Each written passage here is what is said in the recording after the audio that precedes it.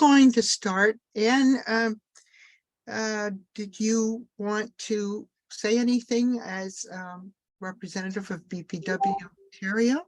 Oh, well, yes, just welcome everyone. I'm delighted to be here. I'm so glad to see all the faces, some familiar, some are new. That's awesome. I'm looking forward to this. This is my first roundtable that I've been able to attend. Good. Well, you're welcome here.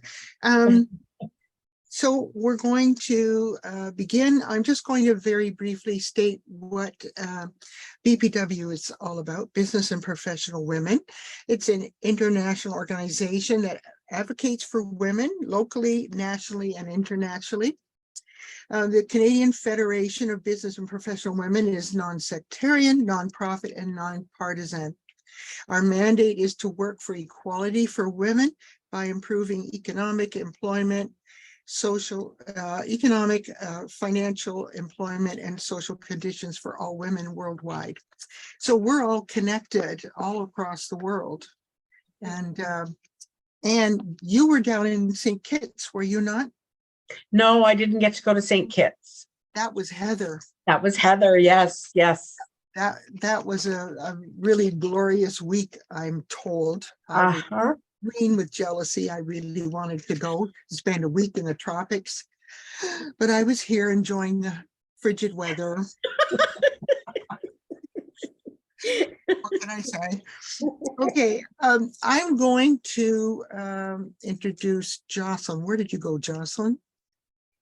Oh, there you are. Oh, everyone's moving around. Okay, Jocelyn, would you please read the land acknowledgement for us? Can you share your screen so that I can see it? Oh, I don't have it set up. I thought you did. Okay, I will find it. It'll take me a minute. I thought Want me to share it? Hi, Lynn.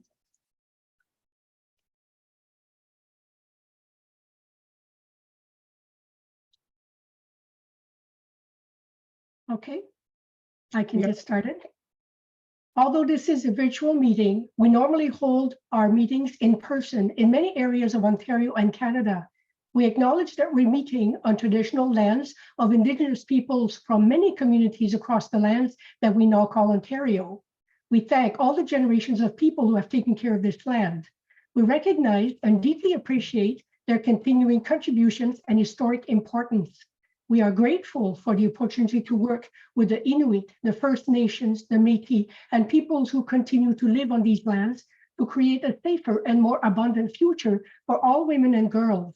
As members of Business and Professional Women, our mission is to develop the business, professional, and leadership potential of women on all levels through advocacy, education, mentoring, networking, skill building, and economic empowerment programs and projects around the world. We commit to advocating and demanding action for the National Inquiry into Missing and Murdered Indigenous Women and Girls final reports, 231 calls to justice with the Ontario and the federal governments. Thank you, Jocelyn. I see that Carolyn is now here. Nice to see you, Carolyn. Okay, the first thing I'm going to do is introduce all of our panelists. We have quite a variety of women from different sectors and accomplishments, and it's really quite impressive. First, we're going to do alphabetically. So Barbara Butters, where's Barbara? Wave at us. There's Barbara. Okay, she is 69 years young and married to a retired paramedic, a mother of two, grandmother of two, and great-grandmother of one. She retired from politics last fall after serving her community for 25 years of continuous service, a city councillor as well as a regional councillor. Barbara believes that determining the value of women, each woman must decide what that is to look like for them. And since we're also different, life experiences, etc., the bottom line is making the decision to participate in whatever way makes sense to us. The question of value goes without saying. Each of us has special strengths, talents, gifts, if you will. Recognizing them and most importantly, acting on them is up to the individual. Making excuses is just that, excuses. Anything worth fighting for will be difficult, but worthwhile. Thank you for agreeing to be one of our panelists, Barbara. Now there's another paragraph. It says, if we can avoid labels and getting pigeonholed into roles we didn't ask for, all the better. The hardest thing in the world is to walk to your own drummer. And no one does that perfectly. The point is to try, surround yourself with others who support who you really are and what you want to do in your life, at home, at work, and in your community.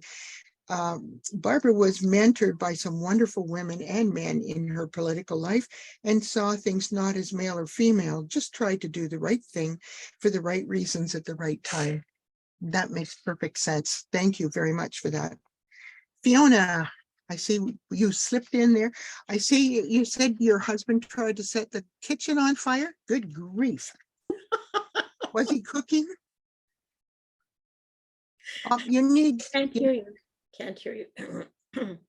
Sorry, because I was participating in this, he kindly offered to cook, and he chose a new recipe, and it was deep fried. And so and we didn't have an actual conflagration, but we have a lot of smoke around. So. Well, I'm glad you're here and you all survived. Yeah. it tasted really good, those bits that weren't burnt to a crisp. Okay, Fiona McMurrin. She spent the second 2 decades of her life in Montreal and worked in marketing, and then ran a small administrative department at McGill University. The college and school liaison office was set up to advise Anglophone students in Quebec and across Canada about what McGill offered and how to plan their CEGEP studies accordingly. I don't know what CEGEP stands for. It's a cégep. It's the college in Quebec. Oh, That's right. okay.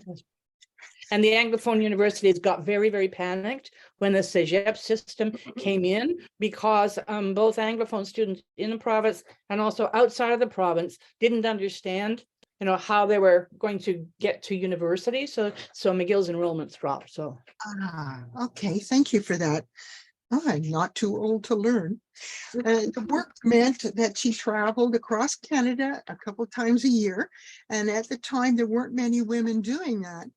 She left to pursue a career in acting and moving to Toronto. We have a number of actresses in here today. It was a time when roles for actresses who weren't cute and perky were hard to come by. I can't believe you weren't cute and perky, Fiona. I did my cute turkey best. She met her husband while acting in a play for the theater in Thunder Bay, and 2 years later, expecting a child, they decided to move to Welland so that Terry could get a job in the theater department at Niagara College.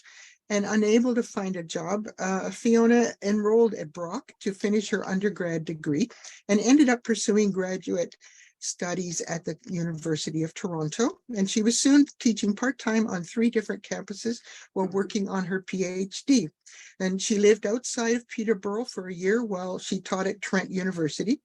And along with various classics courses, she taught a course on women in the ancient world. Well, that sounds interesting. With a friend who specialized in medieval women in religion, she team taught the history of women in the West for the Brock Women's Studies Department. And since retiring, she's been involved in partisan politics and activism, chairing the South Niagara chapter of the Council of Canadians and serving on the board of that organization, as well as on the executive of her NDP Riding Association. So you've been very busy, Fiona, and that's great. Thank you. Thank you for being part of this. Stephanie, where's Stephanie? There she is. Hi, everyone. And Amelia. Hi, Amelia. Okay, Stephanie is a passionate engineer and community leader who actively promotes science, technology, engineering, and math in the Niagara region.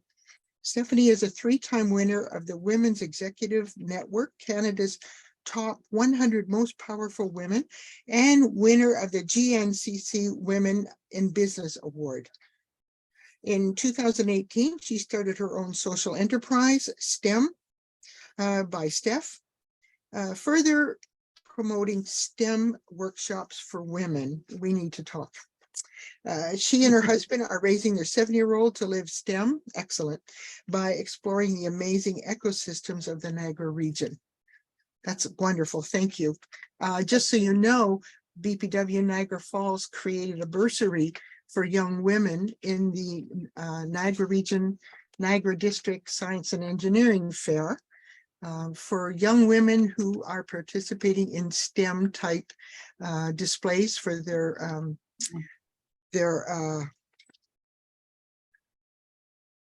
science project. Sorry, I'm having a senior moment. The science project in the science fair, and my sons always were in the science and engineering fairs, and to see more girls involved in the fair, and to encourage them to find a career in the STEM industry. This is why we've created a bursary for that. Awesome. Well, thank you for having me. Well, thank you for agreeing to be part of this. Susan Venditti, where's Susan? Where are you? There you are, Susan. Okay, Susan is the founder and executive director of Start Me Up Niagara from 2000 to 2020.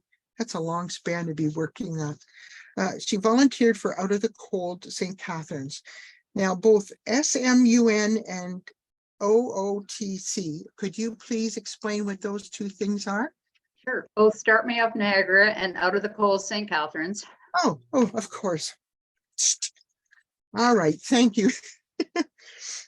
She's been working with individuals who are excluded due to poverty and its that's being hunger, home, unemployment, poor health, isolation. Susan believes in the capacity of the ordinary people to work together and create positive change. Susan is a Paul Harris Rotary Fellow, the Niagara Region's T. Roy Adams Humanitarian of the Year recipient, the Chamber of Commerce International Women's Day Award winner, and in 2015 received a Doctor's of Law honoris causa from Brock University. And on Saturday, this brave lady is going to be walking in the event, Coldest Night of the Year, Cross Canada event, raising funds for charity that work with homeless and hungry in local communities. She will be walking with Tony's Tigers fundraising and for Start Me Up Niagara. And if you wish to donate to her walk, I'm going to ask Susan to put in the chat your link so they can consider giving you a donation. Absolutely. Put that in your chat there in the chat so people can access that. Thank you very much. Carolyn, as a registered architect and a New Zealand Green Star accredited professional, Carolyn has a strong drive to develop environmentally sustainable developments and buildings for the future. The importance of what we create today so they last tomorrow is as important as the way we work within our unique landscapes.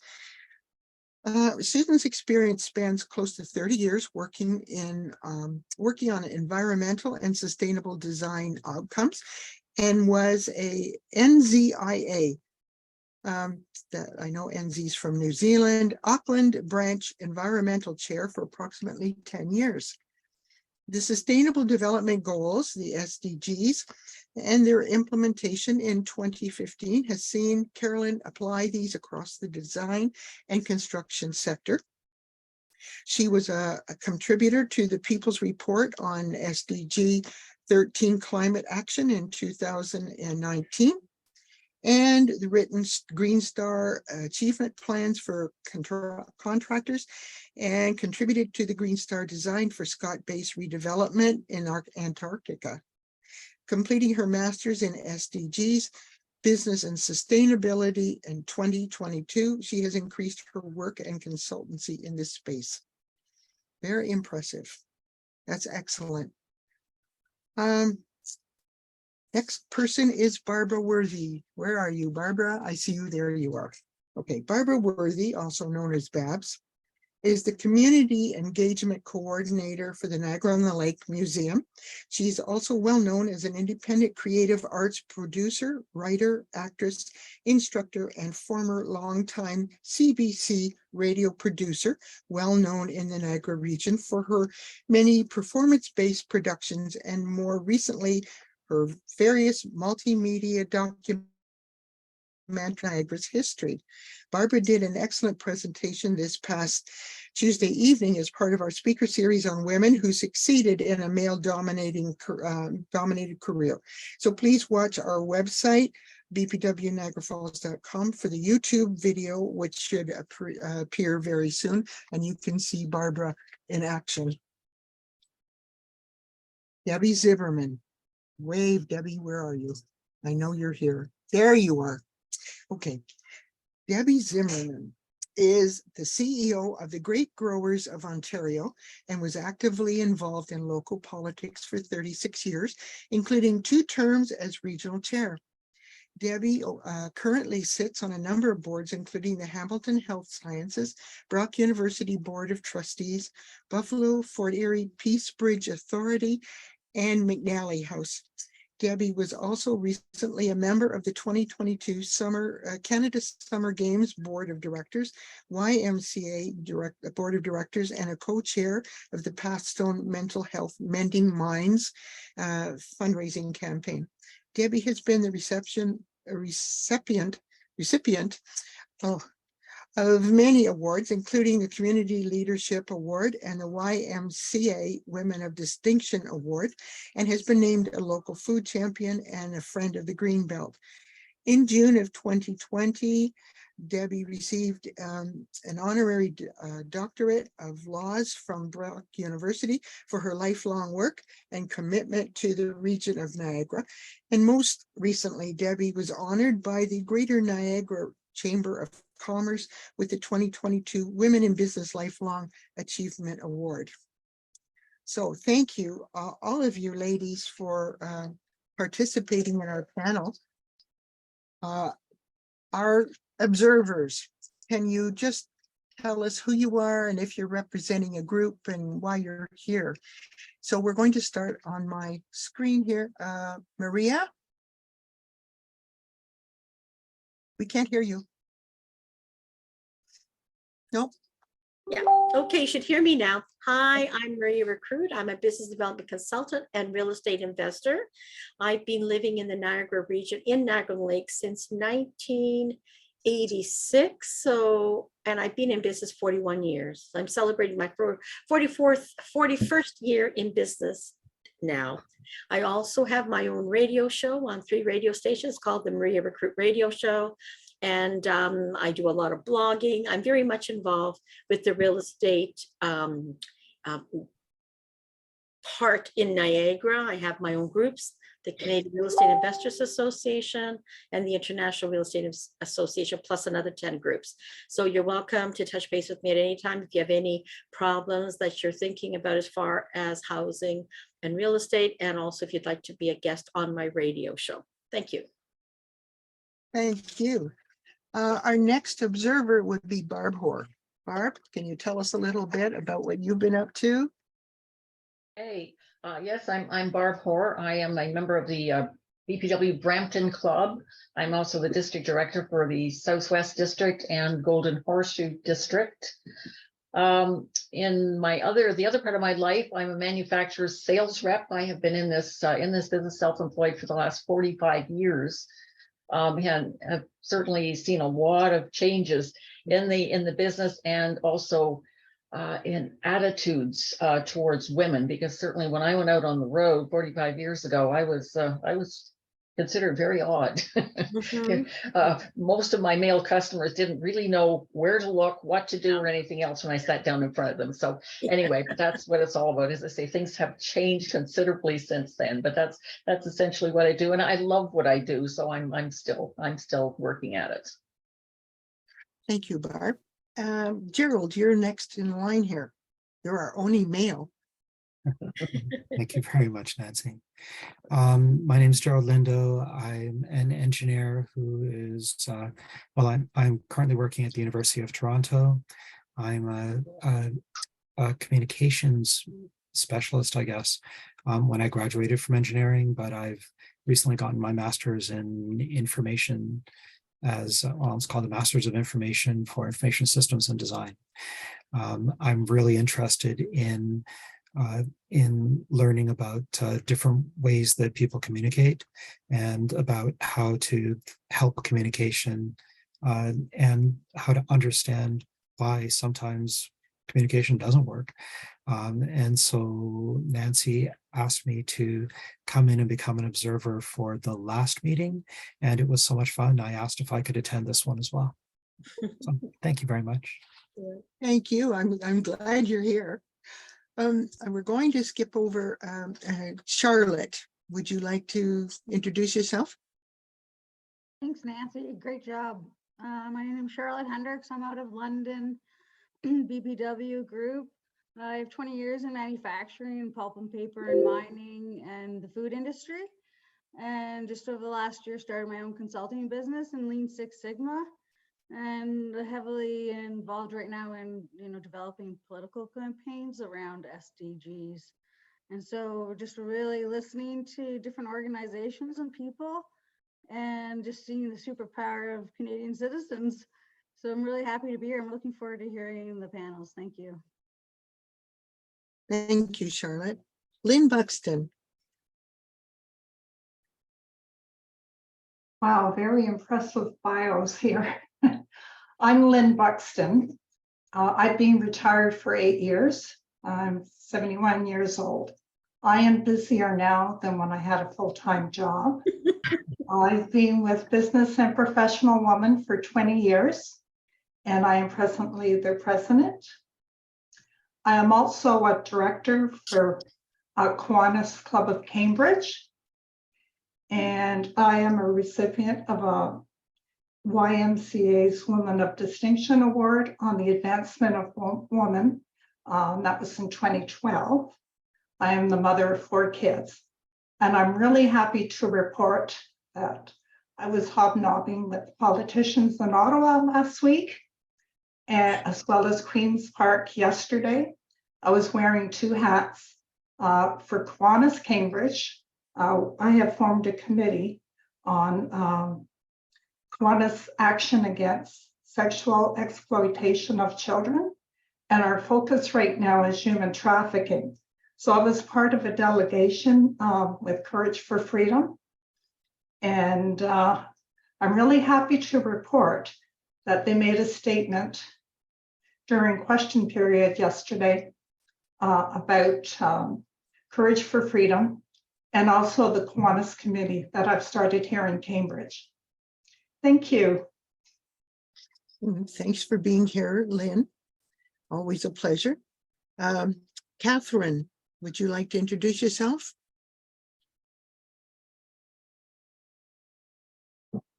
I am Catherine. I'm a fairly new member with the BPW Niagara Falls group.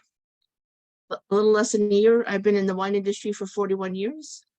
And I'm a very active volunteer with the Lions Club. I've been with them for over 20 years. And I really enjoy helping others. Thank you. Thank you, Catherine. Jocelyn, would you like to introduce yourself? Hi, my name is Jocelyn Dezukel, and I'm the current president for BPW Niagara Falls. My business is Effective Organizing, and I've been at this business since 1977. And I will not retire. I don't believe in retiring. I do a lot of volunteer work with many different organizations, and one of them is Hamilton Health Sciences. We teach chronic pain and chronic conditions workshops online for free.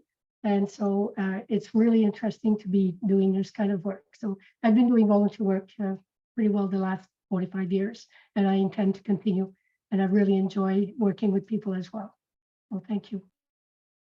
Thank you, Jocelyn. I guess everybody, okay, I'll introduce myself then. My name is Nancy Bruce. I'm a freelance illustrator, and I'm also a certified life coach. I've been a member of BPW Niagara Falls for 25 years. I started as an infant, we all know that. And I have had every role, including president, a number of times. I've been district director for the Golden Horseshoe a number of times. I now am chair of projects and programs for all of BPW Ontario. So I've created this roundtable series as well as speaker series. And it's been quite enlightening. I've met so many amazing women such as yourselves. It just boggles my mind, the experience that all of you carry with you. And we can all learn from that. Well, certainly I can. I never stop learning. I have a business called Color Me Happy. I create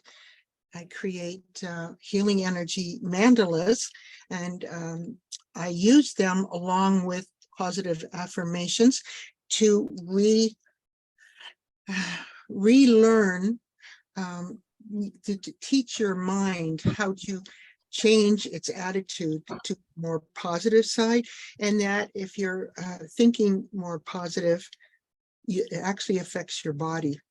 So I have a number of coloring books out for adults. I have 12 different titles, building confidence, releasing stress, even budding out for cigarettes, forgiveness, emotional healing, all these different things. And I do workshops so that as people color these mandalas in a specific process, they are going into a form of meditation. That's the purpose of the mandala, to get you into the meditation and not listening to all that chatter that's going on.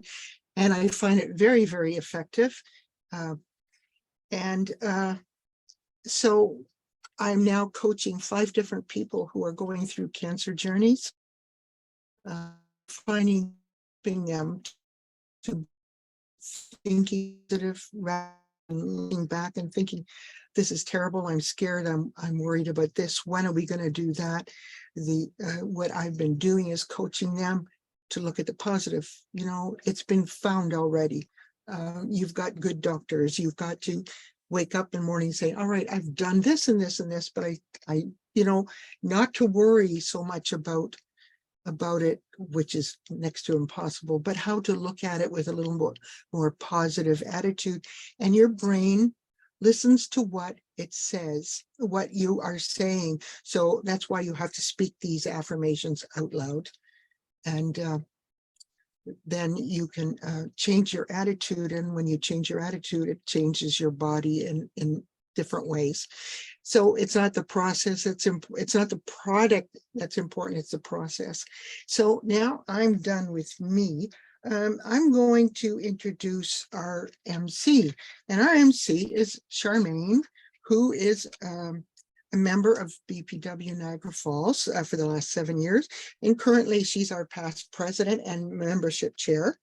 Her work and life experience led her to become a certified life coach, a certified passion test facilitator, and a presentation skills coach and speaker. And her company is Your Next Step to Possibility. Her mission is to help others reignite their hope and belief in what's possible for them. And now I'm going to turn this program over to Charmaine, because she's an excellent MC, far better than myself. And so ask her to do this for us. Okay, Charmaine, you can take over. Good evening, everyone. Just want to start by thanking all of you for coming tonight.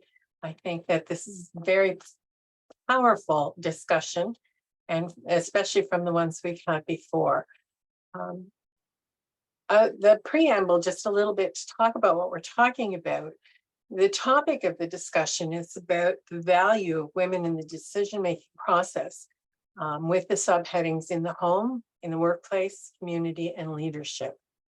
The panelists are invited to provide responses to each of the headings, but I want to suggest that the operative word here is value. For generations, women collectively have in one way or another been led to believe or treated as though they have no value.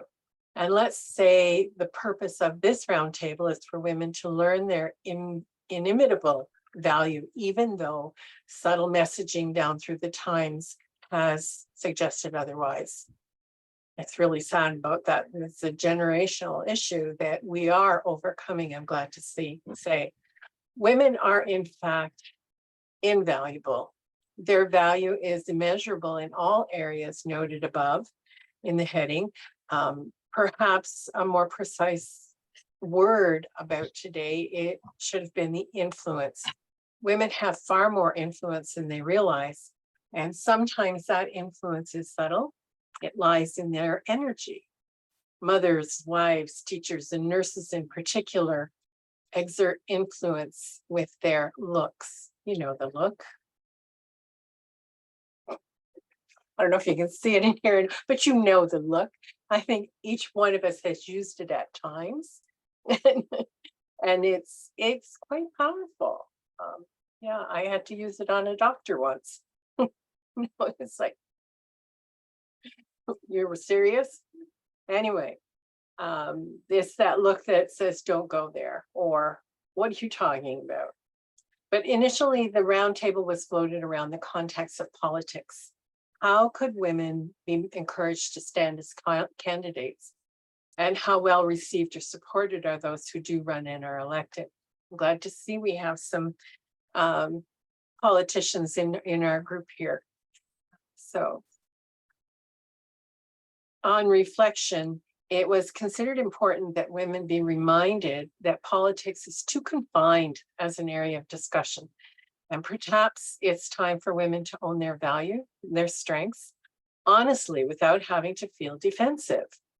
Male, that's in quotes, domination in the workplace, in politics, church, and sometimes in families has been acknowledged. And since the feminist movement, we've been attempting to balance this inequity and seek a more level playing field.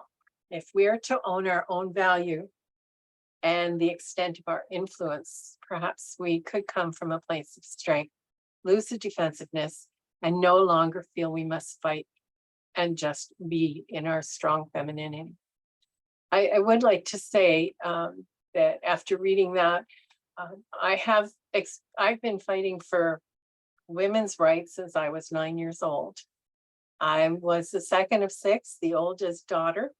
And with that position came a lot of responsibility and very little freedom.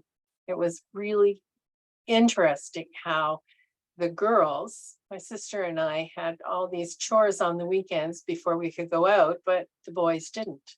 It's like, really? So you start fighting about that. How come they don't have to do the dishes? Well, they shovel snow, they cut grass. Yes, so do I. So it was an ongoing thing. And so it brought me into some non-traditional work and to work in places where women were not especially welcomed. And I was very fortunate that I was accepted in those. So I don't know where I wanted to go with that, but what I wanted today is lead the discussion on the questions that Nancy sent you. Do you agree with the following? And the 4 questions are that women embody the essence of community. Women identify what is needed for a healthy, balanced community. Women bring a different perspective and mindset to any decision-making process. And then we'll round it out with, in light of answers to the first 3 questions, have you perceived women in a stronger light? I have a few other questions I'll ask along the way. But what I'm going to start with is the first question. Do you agree or disagree that women embody the essence of the community? And I want you to consider in the home, in the workplace, in the home, in the workplace, in the community, and in leadership. So do you agree or disagree? Women embody the essence in the community. Who would like to start?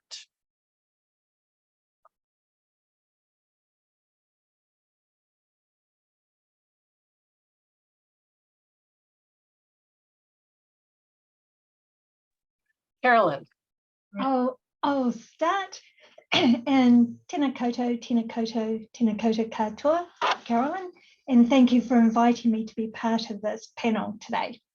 I thought women do embody the essence of the community, and in fact, one of the things they've found through the research is it's women are the ones that are so aware of what's happening in their community. They're at the grassroots, or at, not the grassroots now, but they're at the foundation. So they can see when weather is impacting on their livelihoods. They can see where birds, for example, suddenly don't appear. It's going to have an impact on their crop, which is then going to have an impact on how they feed their families. And then that's going to impact on whether their children will be able to go to school. So they are at the core root of what's happening around them. They know what's happening, but their voice is not always heard. So doing some research on Samoa last year, in 2021, we found that while at the table, the chiefs were mainly men, and at the community meetings, it was men's voices. And what's happening as well, that when there's a disaster, women don't get the money first and foremost. It's actually the men that get the money, but it's the women that have to make sure that the families are fed, that the children are fed, that they can still keep moving forward. So women are the essence of the community. They're the essence of home, and it's how they communicate. I must admit, I'm very fortunate that my husband does most of the care in our house. He looks after me. He does my cooking most of the time, so I'll do a special meal for him. He even does my washing and ironing. So I've got it very lucky, and I know I'm very lucky. But for a lot of women out there, that's not the case. And then what they're doing, not only in their home, then they're also extending that with their family, extended families, and the work they do. So I hope that helps start the conversation. It does. Thank you very much, Carolyn. Debbie, I see that Yeah, I thank you very much for inviting me as well. It's wonderful. It's great to see people. I get to see Sue, my neighbor, only on the video. We've just decided we're going to get together. We're so tired of walking by each other's house. And great to see you, Barb. I like the perspective that the question's framed in, and it's that embodying the essence of community. And I guess, you know, I'll take it from sort of my time in politics. That was always the challenge. Quite often when you're dealing with public policy, it's crafted in such a way that it doesn't really take into consideration that perspective of a female, or let's put it more broadly, of a family. I mean, we were set up as governments. We are set up as governments to sort of, you know, spread as much as we can in terms of service, given the financial perspectives of which we come from as collecting property taxes. But it was always challenging to change that mindset, to take a perspective of a mother over a single parent, or just looking after family, and looking at the dynamics and changing the policy to fit sort of the circumstances. We took a very broad brush approach, and unfortunately it was never, in my mind, the way we could. I think it has changed a little bit, but it's not changed enough to really recognize that women have a different role when it comes to their families. I mean, it's not always the same, but also in the community in terms of the things that would be helpful for them. And I always think back to a school policy with my own kids. And we actually had to become very creative to get the school board. And this is a very simple example, but the school board was basically looking at it from an issue of financial rather than what was best for the kids walking to school. So we had to coerce, I hate to admit this, but at that time was the superintendent of education, invite him to our house with all the mums and all their babies sitting in our living room and then said to him, let's go for a walk. Because it was down to an issue of where the schools were located. From the school board's point of view, it didn't really matter if the kids could walk to school or not walk to school or take a bus. In our view, we had a school in our backyard that we could take our children and let them walk, have the experience of walking to school. So we took the school superintendent on a walk. He walked to one school, and then we walked with all our buggies to the next school. Amazingly, that small intervention of us as women, as parents and moms, got him to change his mind. But it took a bunch of creativity to get him to come to the meeting, because I think we offered him cookies and cake and tea, and he decided to come. But I just feel that there are often times when it comes to public policy, we don't take a lot of those values into consideration. So I'm not sure if that's the essence of it, but I think it's certainly part of it. Thank you. Thank you very much, Debbie. That's a wonderful story. Susan. In the early 70s and up to the mid 80s, I was actually an elected school board trustee. And when I was first elected, there were only 2 female principals in the whole system. So we have really come a very long way, because I think the majority of principals are now females, and they bring a different tone to schools. They bring a different tone to education. They're not afraid to talk about people values rather than just business values. So I think there has definitely been a lot of change. I think as a female, when I was going to school, I was the only little girl in my school, in my class, that had a mom that was working. So just think of where we are as far as participation in the labor market today. We've come way ahead.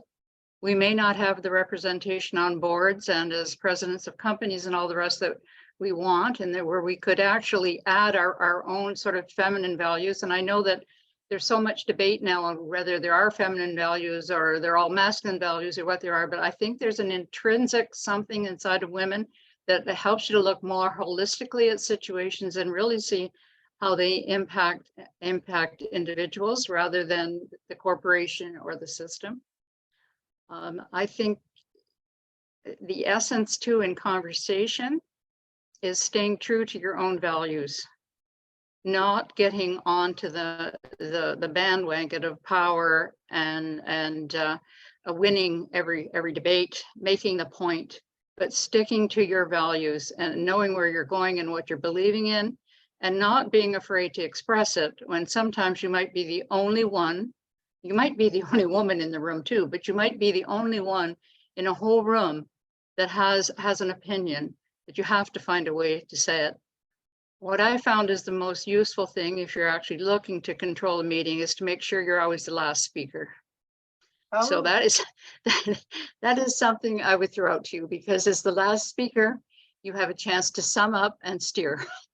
And I'm sure that anybody that's been in politics has used that little trick too. But you know, ladies, if we speak first, they're going to spend the whole meeting talking about what we just said, and then a guy is going to take credit for it. So just make sure that you try to get to be the last speaker. That's about all I'm going to say right now. Thank you, Susan. That was quite a tip. Stephanie, I see your hand up. Yeah, I took a little bit more of a smaller slice and kind of brought it back to the world that I live in, which is, as an engineer, trying to encourage more women to enter STEM fields. And when I think about the essence of women in community, I go back to the same education topic that you ladies brought up, and it's that the first woman that most come across in STEM is a teacher. It might be your science teacher, it might be an elementary school teacher that's introducing you to these topics. And that idea of even if there's not that many women in STEM, it's that sense of community that women have, whether they're social workers or lawyers. We've all run up against that, women in non-traditional roles. Sorry, my daughter distracting us in the background with her teddy. But if you take those skills that we learn as women to break down barriers, you can transfer it to any topic. And really, it's that sense of community that links us, that really makes grounds no matter what the field or subject. Thank you. Thank you very much. I know that Lynn had a question. Did she disappear? Okay. Actually, Charmaine, I just wanted to add, I think one of the most important things we can do as women is be role models for the women and girls in our community. And I like what Stephanie was talking about, encouraging other women in education and in different trades. So I just wanted to add that, but I think that's the most important thing we can do. Thanks, is- Lynn. We will get into that. Barbara Butters. Hi, everyone. Glad to see you too, Debbie Zimmerman. It's been a while. For me, I think some of the most important things that certainly in my own experience of happening, say, in my own town has been led by some pretty good women who saw a problem and decided to tackle it. And I look back, you know, at how Port Cares came to be, and that was a group of women who sat around one lady's kitchen table having coffee and recognized a huge problem and decided then and there they were not going to turn away from it. They were going to meet it head on. And now that organization has grown into something that is certainly a whole lot bigger than somebody's kitchen table, but does a lot of good work in our community. So that's like one example that comes to my mind of you know, a really simple group of women literally changed the world here. And when I think of like what's that, think, act locally, think globally, I think is the expression. And these women made a huge difference in this town. So, and they're not the only ones. So I think that when it comes to being the essence of a community, that to me is like the example that jumps out at me, along with others that, whether it's breakfast programs in schools, hungry children don't learn. It's simple. They don't learn. When the breakfast program started in the school that my kids went to, and I worked at that school at the time, it was remarkable. And it was mostly women who stepped up and made sure that children got fed every single day in that breakfast program. Now they have a lot of volunteers, and glad to say there's a lot of men that volunteer at those breakfast programs now too. So it's kind of like wherever, what I've noticed is where there are huge needs in communities, it is very, very often that women are leading the charge, and then they don't necessarily get credit for it, but they're the ones leading the charge. So Wow. Thank you for sharing that. Thank you for sharing that. Barb Worthy.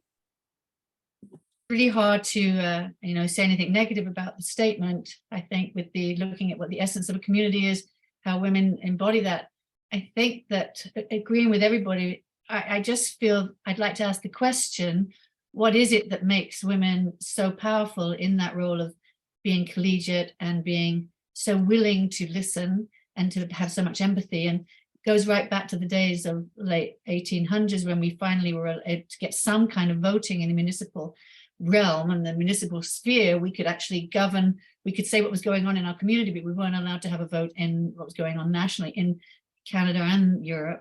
So I look at what people like Debbie and Barbara have done with being in politics.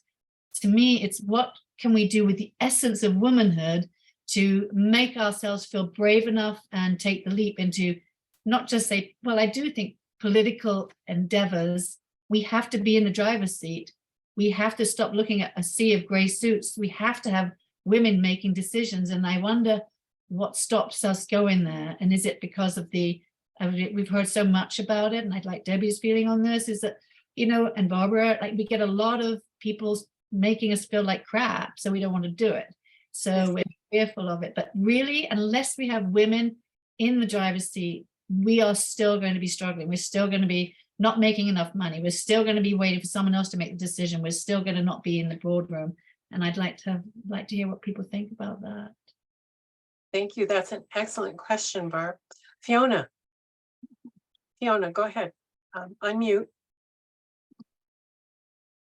Hi, I'm glad to follow Barbara here because, like her, I think I'm really overwhelmed with being in the presence of so many women that I really admire. It makes me feel very good about women and women in Niagara. And this business about essences, embodying essences, I guess the language is a little tricky for me, but I understand how you all feel about it. And of course, how can you possibly disagree with it? Like Barb, I guess the question I have to ask is, why are we afraid of political power? It seems to me that we are afraid of political power at the levels that would make significant change. And obviously Barbara and Debbie and other women in Niagara politics aren't, but let us say there are not nearly enough of you. In my city, it is far harder now than it was even 10 years ago to be a woman looking to be in local government. The ways that women are discouraged can be quite subtle, but they're definitely there. And look at you all, you're looking after people in the community, caring about what is really important, people. And the other point that we're seeing now is that so many women care about the earth, which is Gaia, which is, the essence of female. And it's women stepping forward to do things like, fighting Bill 123. That's what I've been busy doing. And fighting for instance, for our hospitals and our healthcare. Natalie Mera comes to mind, who's practically killing herself with the work that she does. What I want to know is what's happened to society that, despite the fact that women have made a lot of strides in business and in science and in industry, the world, if anything, continues to be heavily patriarchal. And that's really hard for men who are thinking now a lot more like us as well, because they don't have those values of money is everything, success is everything, and all we have to care about is being able to buy more stuff, and the winner is the person who's got the most stuff when they die. I find it a really, really sad sort of dichotomy between what our worth is, which I think we know, and what our real power is. Thank you, Fiona. Excellent questions. Excellent questions. And I think a lot of us have asked this. When Debbie, you've been in politics, and Barbara Butters in politics as well, and Carolyn has posted something in the chat saying that their New Zealand Prime Minister stepped down because of the attacks and online bullying. Yeah. I know that a lot of that goes on in politics here. Is that correct, Debbie? Well, Barb had her hand up first, so I'll let her go and then I'll jump in. Okay, Barb. Well, I just want to comment on the fear factor of having fear, not having fear. I want to tell you, when I first ran in 1997, and I made it public that I was going to, later that day, I had this attack of like the jitters. I thought I was going to throw up. I was in the bathroom like 14 times. Like my whole thought process was, what in the blue blazes was I thinking? And you know what? The feeling passed, and I just went forward from there. And but don't think for 1 minute that I wasn't absolutely petrified of the decision that I made, and when it really struck me what I was doing. But it passed. And all the other times throughout the last 25 years or so, there's been times where, yeah, it's gotten scary, it's gotten hairy, it's gotten crazy. For the most part, I find that 99% of the time, I have met the best people you could ever want to meet. And when they would call me and they'd be angry and yelling and whatever, all they really wanted was to know that somebody was going to hear them. They were actually listening to them. And as soon as they realized that they had somebody on the other end of the phone that was going to hear what they had to say, they calmed down. and they ended up being super nice people. Now there is like that little 1% or so that are going to be complete jerks, and no matter what you would ever do with them, for them, to them, they would never be happy. But that's okay, because the other 99% of the people that I dealt with, I can tell you honestly, were wonderful people, and many of them became friends of mine. And I'm, you know, I'm glad of those friendships that have endured for a very long time. So when it comes down to being afraid of stuff, the last few years, I don't think I ever saw it as mean as it got the last 3 or 4 years. I never saw it ever escalate to where people's homes were vandalized, which happened in St. Catharines to men and women. I was warned by some well-meaning people who actually do like me that said, you know, maybe you shouldn't make some of the comments that you make on Facebook. You're making yourself a target, blah, blah, blah. But to be honest with you, I was so angry and I was so pissed off that the mouth just went flapping. And I just said, you know what? They want to come out to the country and try to give me a bad time at my house. Let them come, because I'm not going to live in fear, and I'm not going to back down, and I'm not going to shut up. Thank you. So these are the things that you have to kind of decide, I guess. Each person has to decide for themselves. And it doesn't take anything special. It really doesn't. You just have to decide that what's important. And to me, that's what was important. Thank you. Thank you for your service. Debbie, you were. Yeah, I would ditto, I would echo and say ditto to a lot of what Barb's saying. I started very young, and in 1978. So I was really young, and I didn't even think that there would be animosity at the door. And there was. When I knocked on doors, there was usually the husband and the wife was behind, and the husband would say to me, you know, you should be home making dinner for your husband. And the wife was going, 2 thumbs up that you're running. And I mean, the encouragement was there, but it was subtle at the time. And you know, I think it is in there should be no ever think you don't go to your first candidate's debate with such fear in your stomach that you're not going to say the right thing, or the fact you can't even speak, which is some of the greatest fear that you have as public speakers. And it is something that you do get over, because you know the quality of the work you can do is always going to be there. Because I think, again, goes back to what Barb was saying about you do the right thing. If you really want to do the right thing, you'll do it. And working for your community, in my view, is the best political role you can ever have over an MP and over an MPP, because the effect is immediate. And you do get to see those people at the grocery store, and they just want to be heard. So municipal politics is nothing to be afraid of, because it is a great opportunity to serve your community. But it does take time to get started. And that's why having women supporting women and being there for them and mentoring where you can is so important. So, I mean, I was part of a group to try to get some women to run in the last 2 elections. And I think we did manage to increase people's interest in municipal government.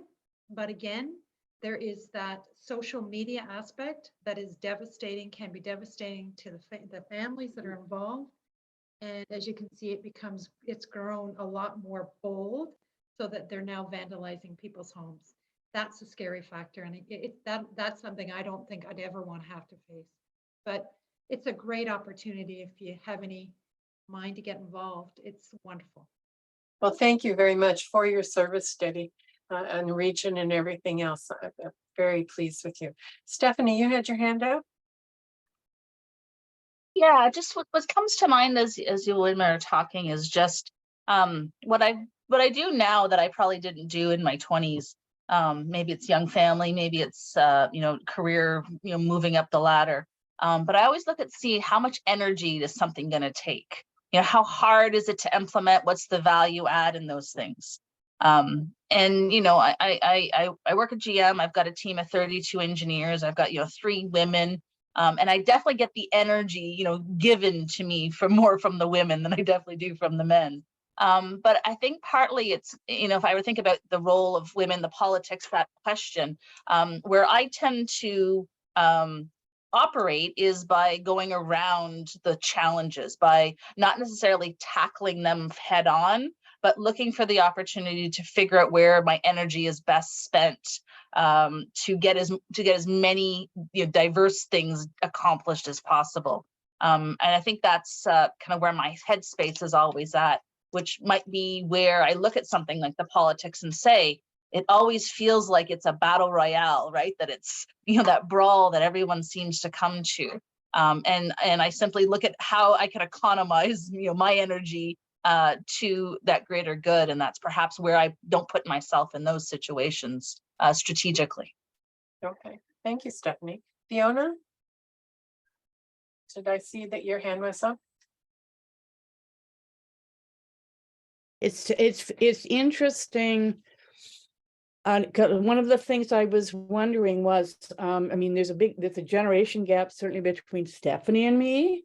And one of the things I see, as she has articulated so well, is that this is a plus, that she's in a job that, like the one she has, that it's a professional job that requires professional training, and she has people working for her and so on.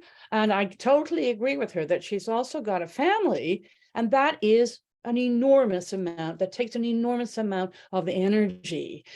But it's also true that in some ways, it's like our success, it also sort of has a downside, because there isn't energy for somebody like Stephanie and other women I know with families, and so the energy isn't there to start thinking about, well, what's the world going to look like for my kids and their kids.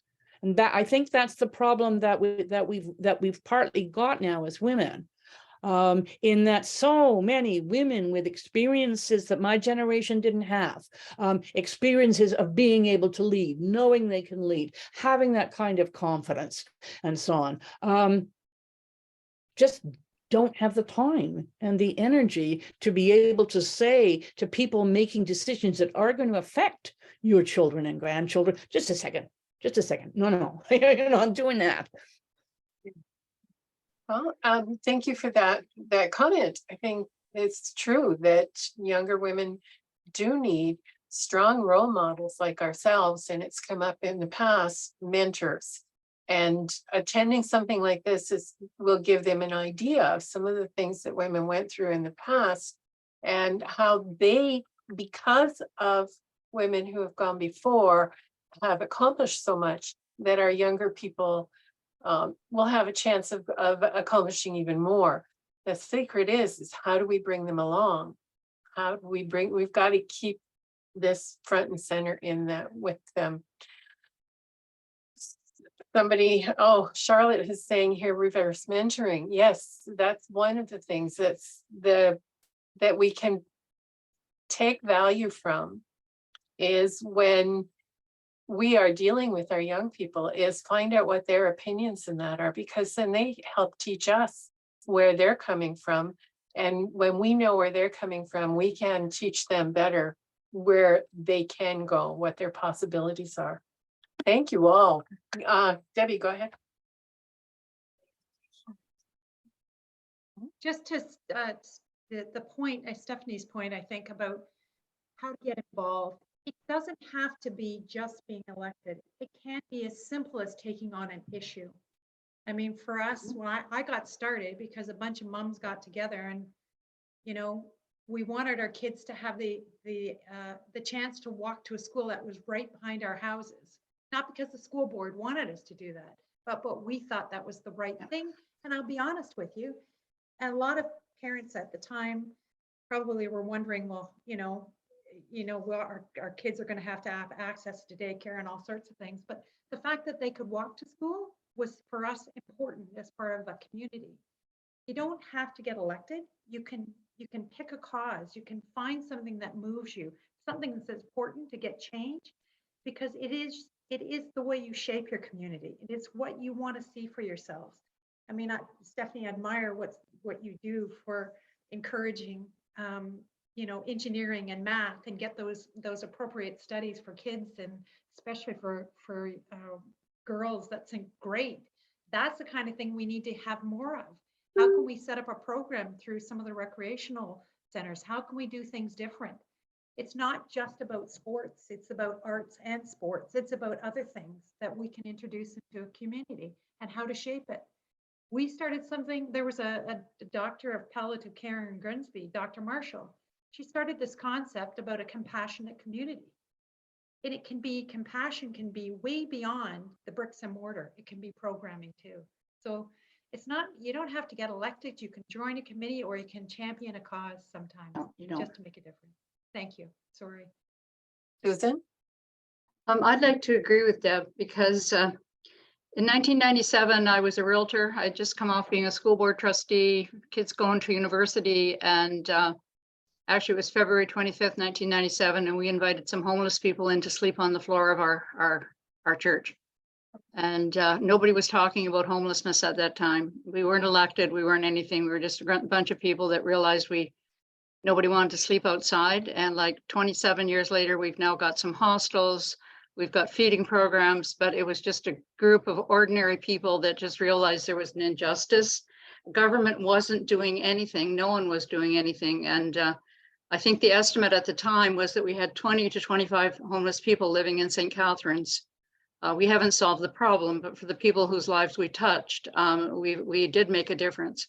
I think misogyny is real. And I think it's criminal when it gets to harassment. And I think that there has to be action taken. But we also have to work on problems together. And that is males and females and transgendered and everyone. We can't keep dividing ourselves into camps. And as moms and as females, we've got a lot to do with teaching our husbands and our sons that there's another way to think and act. But somehow or other, the problems that we're facing today I think are tremendous. And we can't see every male as an enemy or someone who wants to put us down. We're kind of all in this together, and we have to learn to work together. And I like Stephanie's remark about you can't go wasting energy. So find your allies.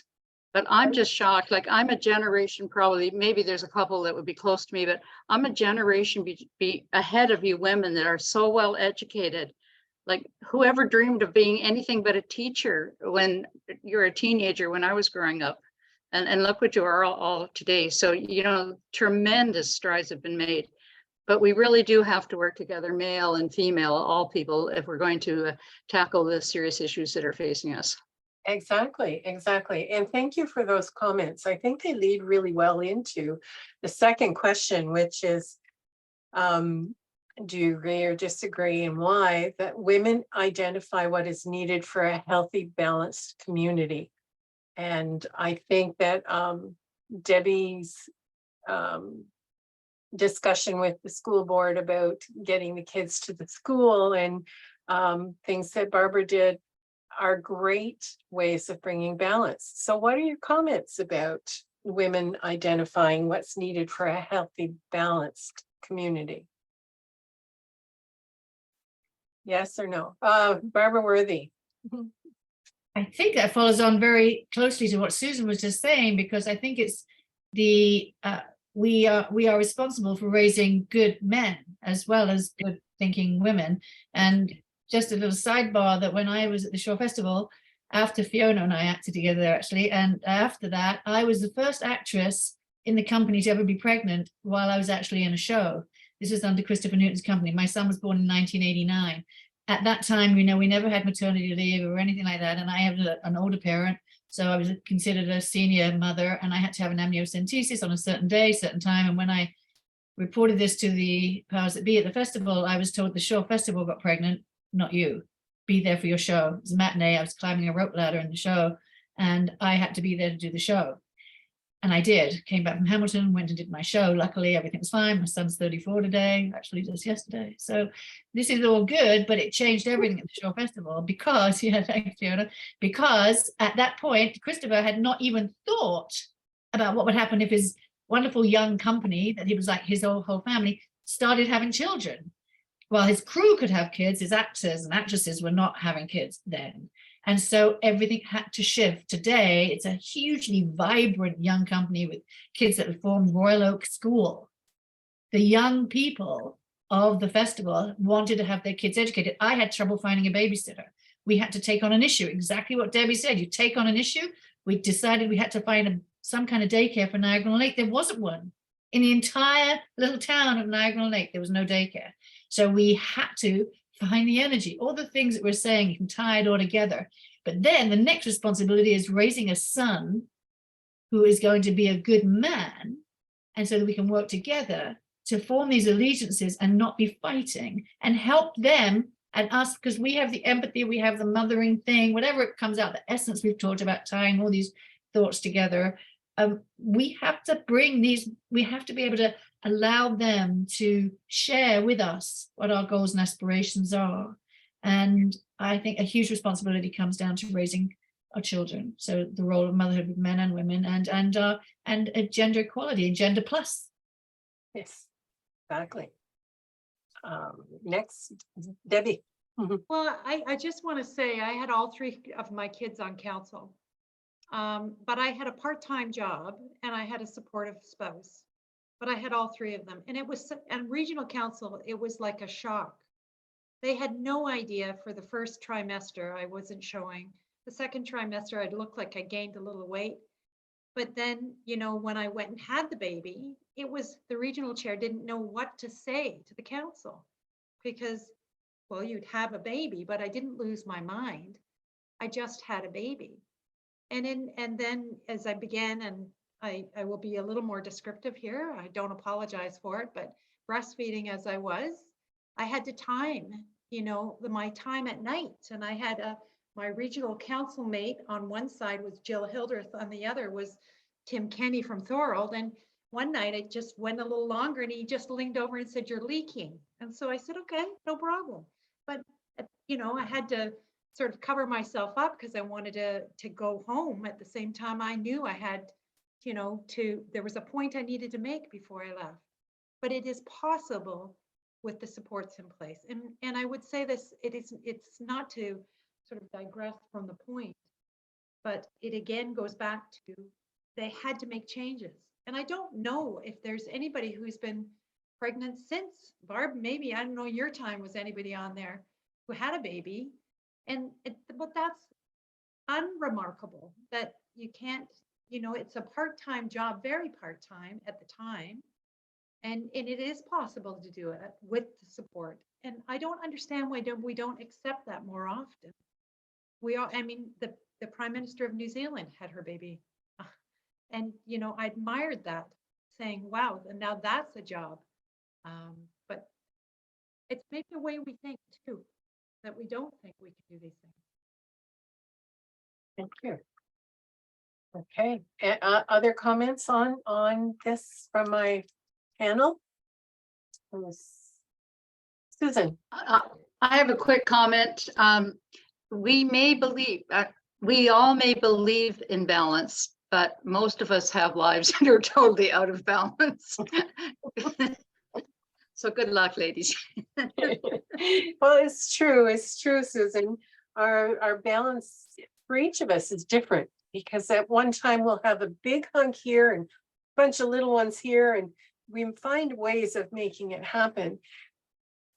But how do we balance our community? I think that Barbara Worthy said a really good thing about educating our children. Carolyn, you have a comment. Thank you. What I start to say, and I'm just bringing in a bit of a broader context where women are working within and across their communities, from mothers, volunteers in local schools, PTAs, boards, sport clubs, so they are immersed in the wider community activities or events. So they can sometimes see where there are issues, where there's gaps, where there's problems. In 2021 in New Zealand, 57.7% of women volunteered in non-paid roles, while only 47.5% were men. So what is noted and reported from those that volunteers was that they rated their life as more worthwhile. They felt better in themselves because they're giving something back. And for example, 8.1 out of those 10 volunteers that were interviewed had said they feel better in themselves than those who don't volunteer. They actually didn't have the same feeling of worth or self-worth, which is important because being women, we need to also value what we give, but also value who we are. And one of the things that's been really good is some of the companies and organizations that do community days. So their staff can actually go, they take half a day or a day off, it's broadly for the company, and they can do something in their community that they're passionate about to give their time back. And that's really important because we're talking about what we can do. And what has started to change are the volunteers who are now driving issues in respect to their local environment. So for example, in 2016, there was 6.9% of the volunteers were actually interested in what was happening locally in their environment. In 2021, that increased to 11.1%. So there's been a shift. And the rise of education. So again, and I acknowledge our former teachers or educators in this space, as I getting told now when I design schools, the change in education and the more local projects that are illustrating the importance of the impact that we do through our actions in the environment are starting to have our younger people step up. So we've had climate change protests led by our students here in New Zealand. And it's because that's really important to them, what we're doing. And buying an EV vehicle, which is great, is not the long-term solution. There are other things we need to do to actually achieve that. So I'm going to finish in this space because one of the things that was most common in the SDG Summit in Waikato and Hamilton, early February, was around partnerships across all areas with women, Indigenous, academics, public and private sectors, and the government. And there's small steps have started to grow, and they're led by some inspiring women who began this from the People's Report, co-authors Dr. Gillian Greer and Moku Morris. Now, that document has now, and when that People's Report was written, the SDG Alliance was initially started. We're now at that stage, we've got PO, which is communities, committees rather, and we've got co-chairs for the governance and then the sections down, and we actually launched the Alliance. But again, it came back because there were two women who said, we need to make a difference. And then I'm going to come back because I was going to quickly round off what was being said by our speakers previously. Other ways we can actively change things is through our advocacy work.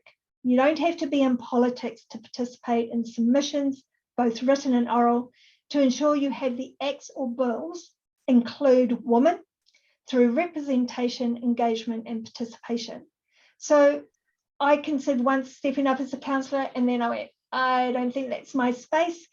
I'll stick to what I know around architecture or whatever.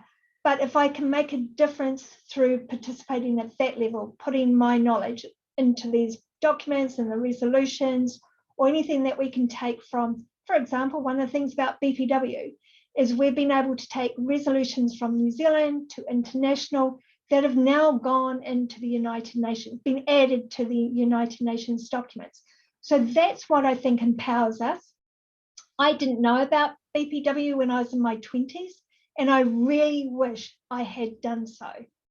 The knowledge I have gained, and I've nearly been a member for 20 years, the knowledge I have gained now over those years, if I had that knowledge when I was 20 or in my early 20s, if I knew about this organization when I was at high school and go, oh, why don't I be part of this?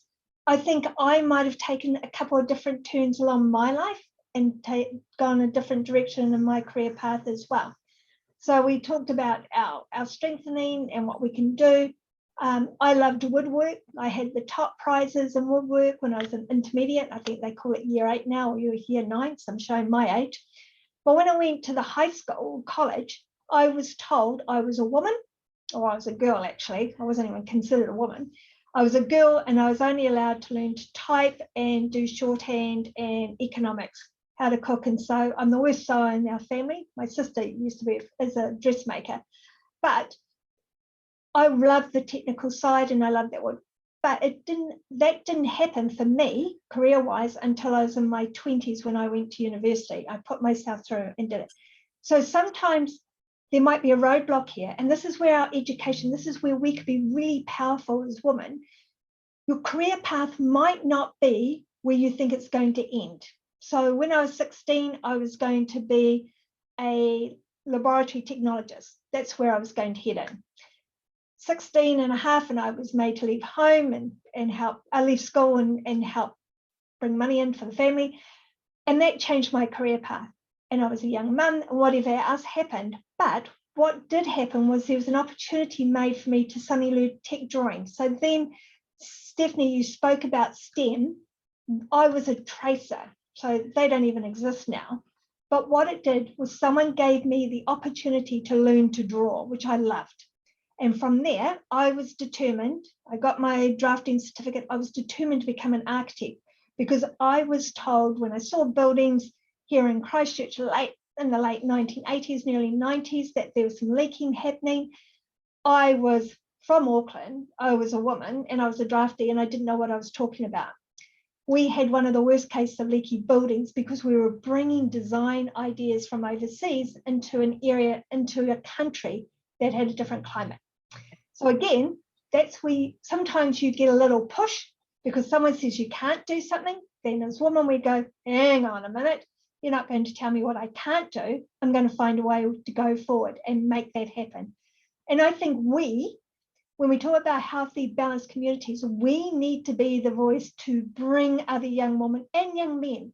Like I've had 2 sons, and they have been the most respectful young men to women. Both of them have stood up for young women when there was a situation, and I go, oh my gosh, you get into trouble, but they do not, and they stopped bullying. Like my youngest son was at a school and there was bullying and he really disliked it. So he got into trouble because he was standing up because I had told him this was the principle. And I have to tell you quickly a little story. When Hillary Clinton put her name to become president, USA, my son came home with his friends and said, oh, Mum, have you heard the news? President Hillary Clinton is going to stand for president. And I said, yes, I think that's fantastic. I said, there's this woman put her name up there. He said, of course, you're into that feminist stuff. Like, why am I not surprised? But he's understood it and he has that respect. So we are our educators for the future. We are the ones that influence our children and our grandchildren, and I have got great-grandchildren by extended family, but we are the ones that can actually change the language, and we have to be the ones to actually help lead that. So I hope that gives a bit of broader view. Thank you. Thank you, Carolyn. Some good ideas, some great ideas in there. Stephanie, your hand is up. You're mute. You're on mute. Just the idea of going back to that balanced community. The thing I'm seeing in my workforce is a really big shift towards the attitudes of paternity leave. So leave for males to take with their children. Whereas when I first started, say 22 years ago, it was, oh, he's taking the leave. Like, oh, is that okay? And I remember an acquaintance, a peer of mine, at some point said that, he'd been brought into HR and kind of conditioned, like, it's going to affect your career if you go off and take all that leave, et cetera. And I thought, I couldn't even imagine that was still kind of a prevailing attitude. But now when you hear, a young man who is, celebrating their family and is going to take 3 to 4 or 6 months off, whatever it balances with their family life, it's a sense of, oh, well, of course they are, or, oh, when are they coming back? Oh, how are we going to manage that? Or how are we going to work around with it? And, oh, you could do this, like there's a sense of that it's just part of the ecosystem of running a business now, rather than something that's shocking or detrimental to a career. And so I think building back to that healthy balance is taking those stereotypes away from both, that it's becomes equal opportunity. Whoever wants to can take in whatever balance. And that as an organization or a business, that it's a healthy culture that you're creating, which will leak into, men understanding more about, going to the park and taking their kids and what dangers, and all the stuff that we've experienced, I think, as women traditionally, it blends into that. And then now I can be the engineer working on my business, raising my family with a husband who's, more of the stay-at-home perspective because of the career balance.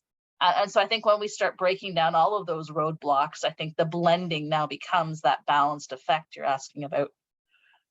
Thank you. Thank you. Good observations. Good observations. Any other comments on our balanced community? Okay, then let's just step it up to the next question. And the next question is, do you agree or disagree? Women bring a different perspective and mindset to any decision-making process.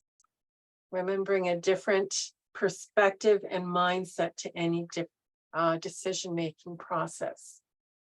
Agree, disagree?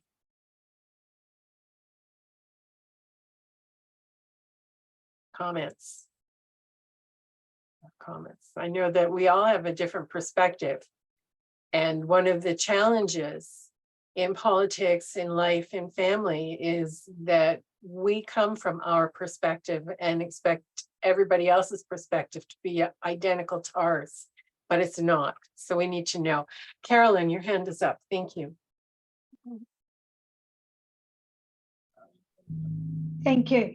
And I thought I'd start this section. So one of the things, and it was talked earlier, but women do provide a different perspective. And it's sometimes called the emotional context that we add to the discussion, we bring to the table.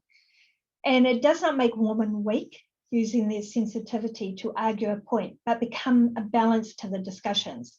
As it's been noted that if you have more than 3 women on a board, then you are actually getting a better balance. Having 50-50 is the perfect outcome, but small steps.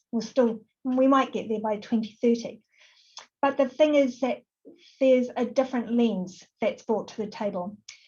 But I will have to say, when women are too strong, as someone once commented about, what was the expression? In trousers wearing lipstick was the expression. But when women are too strong, they're considered bossy, as noted previously. And if they appear gentle or loud, then weak. But you don't need to be loud to get outcomes. And it's also about the cultural engagement at the decision making. So we come in with one lens. As you know, that New Zealand is multicultural, but Māori and European is our strong under our treaty. And so understanding some of those unique dynamics around what our perspectives are, but also it is around hearing different voices at the table. So we need women to be there to bring a different perspective. We need that knowledge, but we have to also remember women and men working together makes us unified. It gives us a better outcome. You cannot have one dominating another. That's one of the weaknesses, and that's why things break down. And I've seen, and it was really good, I did directorship training one-on-one, and one of the women that sat there, you cannot be at the board table, you cannot be at that level, or even senior management, it doesn't, and sit there and not say anything. So I have an example where I had projects that were running way back behind timeframes, trying to get one consultant to actually deliver, all the others, they actually went the extra mile. But I was not aggressive when I got them to do the work for me, but they did the extra time to make sure I could meet the delivery and then do a wrap up. So I dealt with the consultant that was really late. But the other thing was I had staff where I was working with them and we had a major project. So when we worked late, we all worked late, but I respected them there.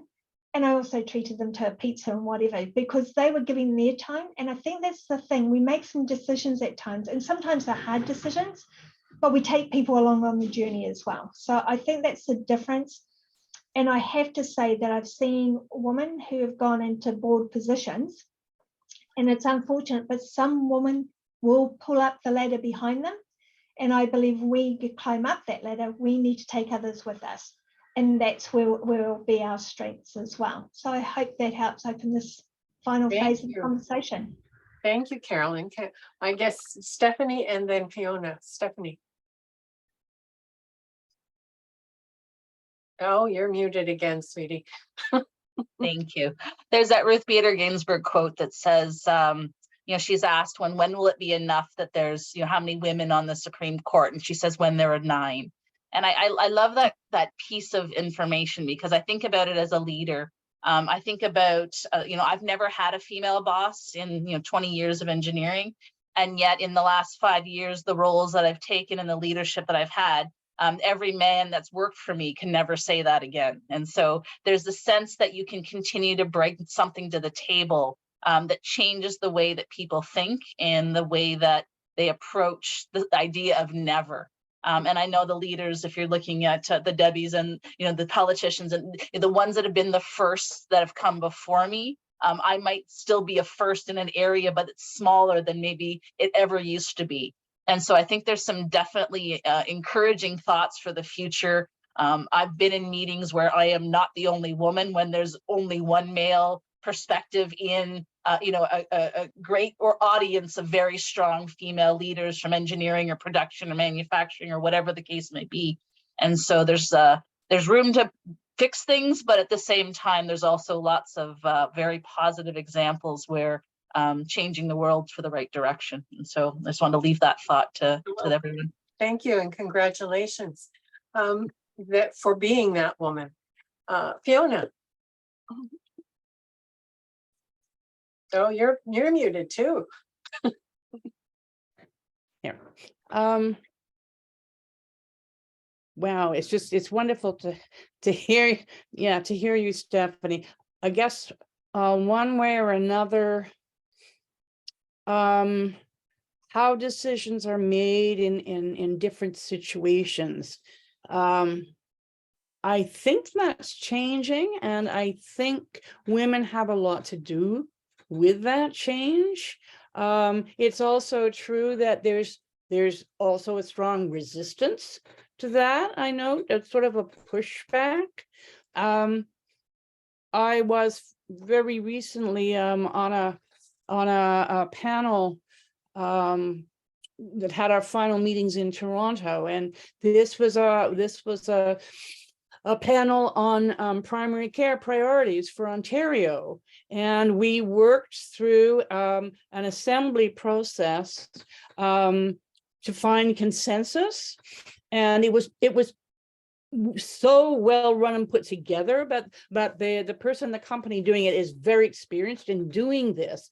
And I think it was my most successful experience at a consensus decision-making process. And we all we're brought up to speed on all the issues and the background. We'd have quite a lot of training and a lot of really, really good presentations. And yet there were 36 of us in a room on that last weekend, male and female. None of us knew each other, from all over Ontario. I did notice that a couple of the older men were sort of coming across as a little bit like, here, I have to make my mark, and here's me. And I find myself sort of smiling, because I realized afterwards they're a bit nervous, because they're not quite used to this thing. Whereas some of the younger men were a lot more at ease, sort of uncomfortable, and felt that they didn't have to prove anything. But it was just a wonderful experience of really listening and being able to see, celebrate other people's strengths and other people's really brilliant ideas. And all I can say is, when it works like that, and I think a lot of the impulse does have to do with the feminine, or whatever, this listening to everybody that's there, and being prepared for some people not to totally agree and not getting upset about it. But if we're moving in that direction, it really does give me tremendous hope. So I have to say, I really, really, really hope that we get that National Citizens Assembly on electoral reform, because I think that would be a national example of the kind of decision-making I'm talking about. Wow. Thank you. That was great. Susan. I've done a little bit of work on diversity in the workplace, a little bit of training. And when I'm involved in that, what I mostly hear is fear. And if I can take that and extrapolate it over to the gender issue, I think when a men might be fearful because the world is not the way that they thought it was going to be. So I think we do have to recognize that they're dealing with loss. When you have privilege, I think it is hard to give it up. I think we do have to be aware of that when we're dealing with them. I think we really have to focus on what the problems we're trying to solve. But I think we also have to have an awareness that the world has shifted for a lot of men.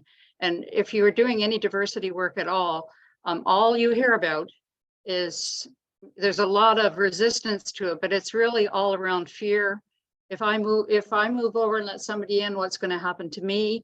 So I think that's a reality that we have to be aware of, and not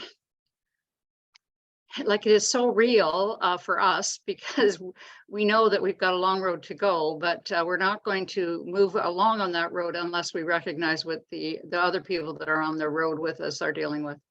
Thank you, Susan. Debbie, your hand was up. Yeah,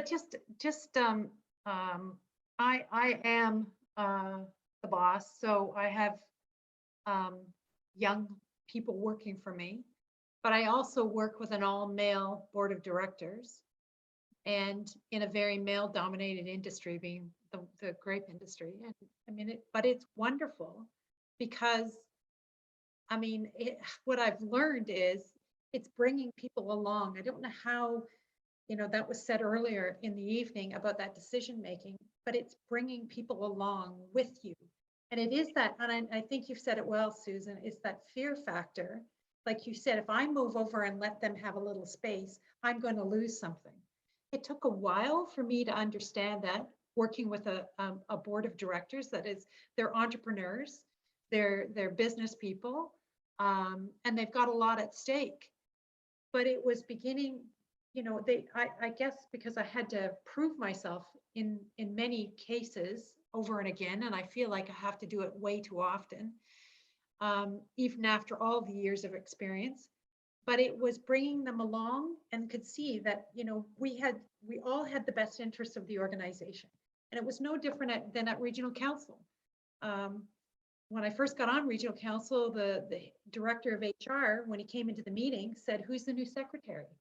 That was the presumption, that I was the new secretary. But I took the advantage when I became regional chair to issue a pink slip because of his attitude. So, I mean, it took a little longer after 2 terms to actually take the action and say, this is not the way we treat people. But if you can I couldn't bring him along, though. There's no way. His attitude was set, but we could bring along others. And I have seen the change.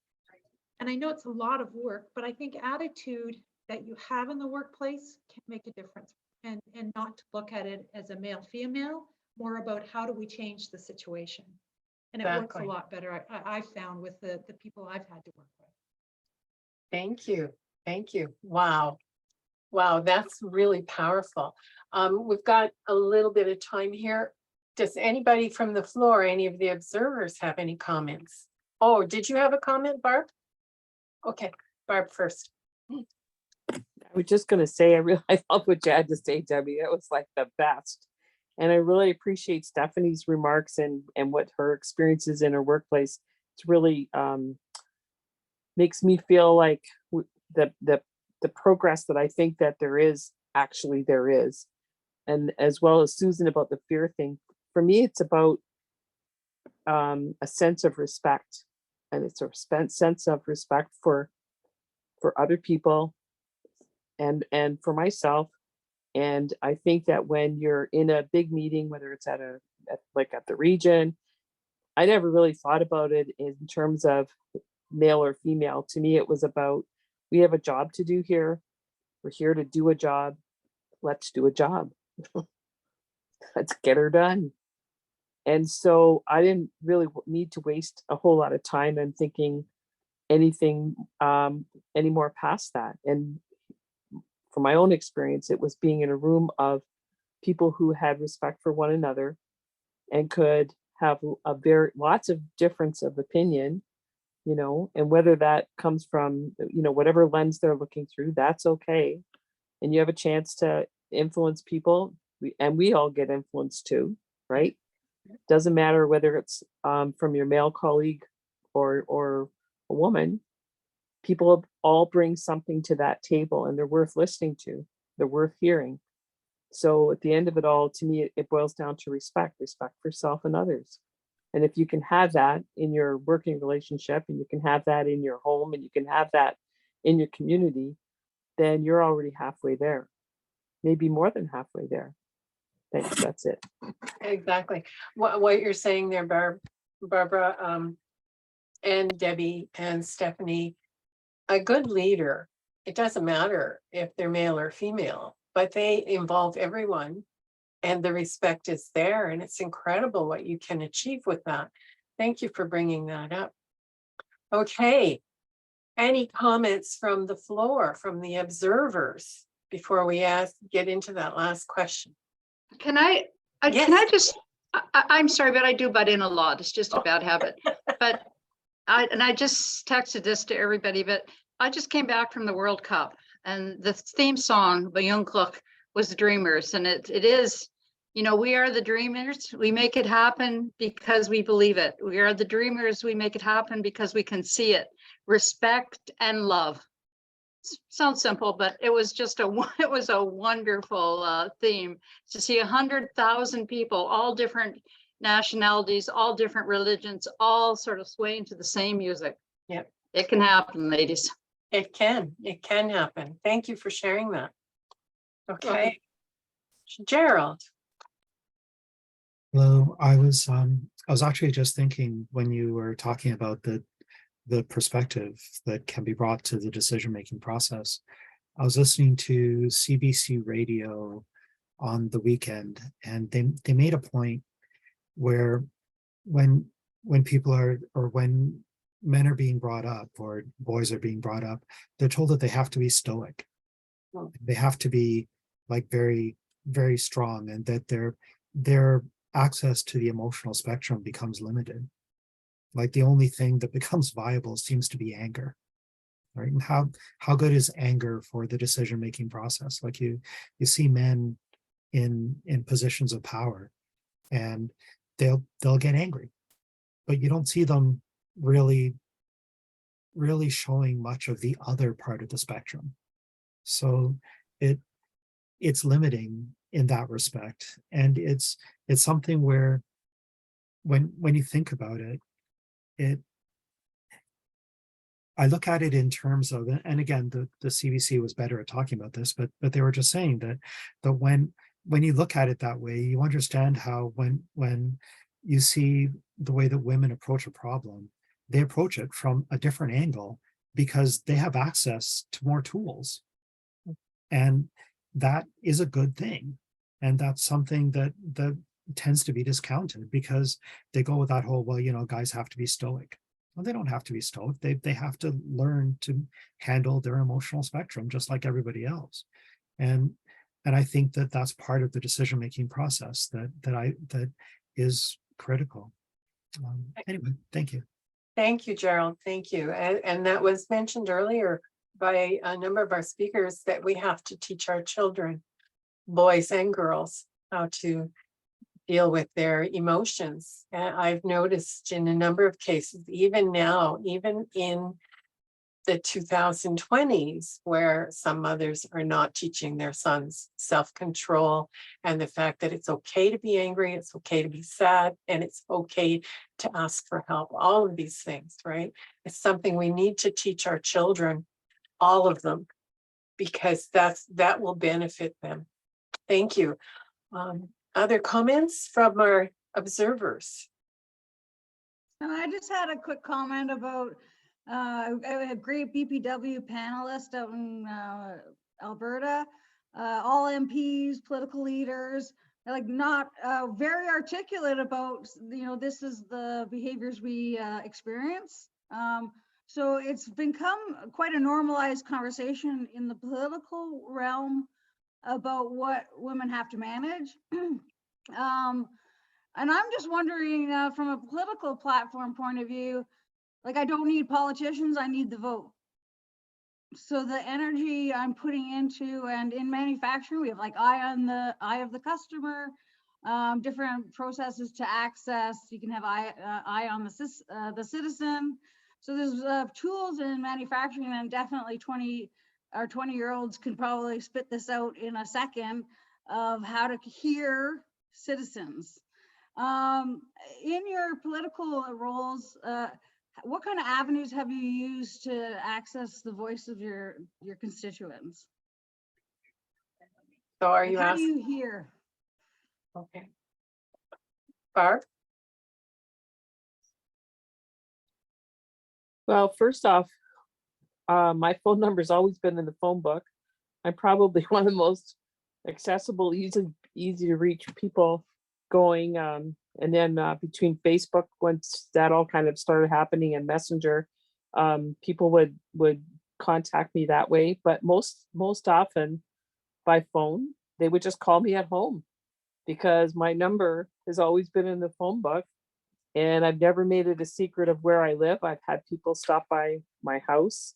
I've had people call in and ask me to come to their house to talk with them, and I would. So yeah, it was people in the grocery store. I'd be doing my groceries. My husband would say, "Do you think we can make it through the grocery store in less than an hour today?" And I'm like, "I don't know." Because somebody invariably would say, "I don't want to bother you, but do you have like a few minutes?" And I always carried a notepad and a pen, and then I could write down their number and, make notes and try to get them to the point where I could say, "Well, listen, let me call you when I get home," because my husband, poor guy, was standing there, varying degrees of patience sometimes. But yeah, I don't think anybody ever found trouble finding me or Yeah. calling or messaging, ever, email. Thank you, Barb. How about Debbie? Well, I learned really early on, never buy ice cream, because, it would melt before you got out of the store, or you waited to the very end. And my kids never wanted to go to the grocery store because it was invariably, as Barb points out, if it, as I said earlier, local politics is the closest to the people, because it is real issues. It's sewer, water, sidewalks, street lights, recreational facilities.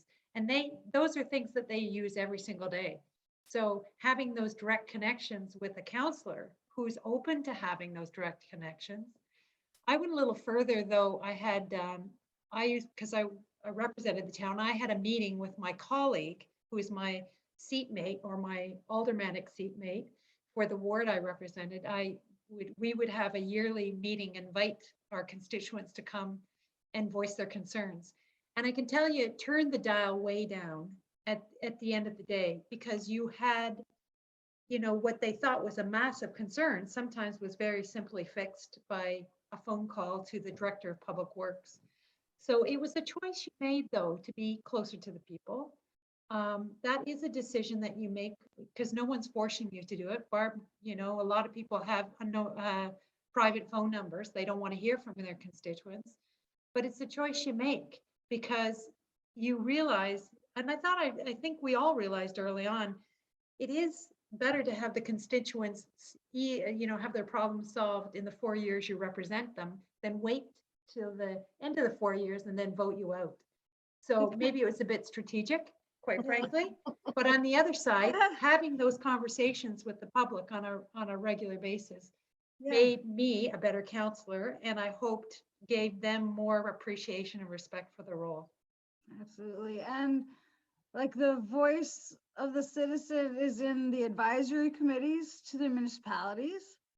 Pardon? So Sorry, Charlotte, I can hardly hear you. Oh, like the environmental advisory committees, those are the voices of the citizens that represent the types of things that go on in the community.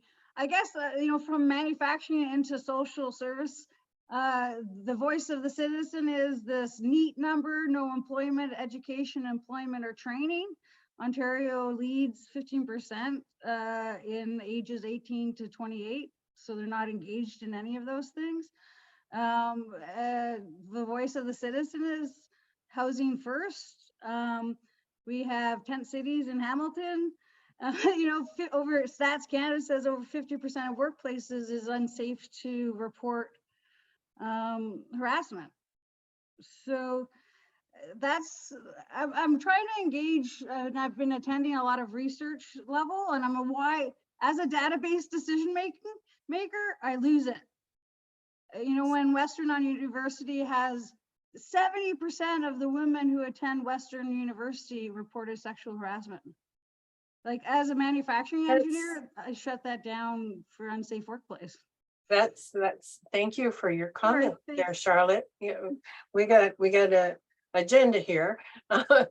Those are really good points for another meeting, but thank you very much for your contribution, ladies, and for the question, Charlotte.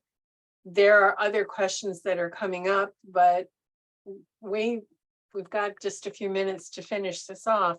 So I'd like to finish this off with the last question.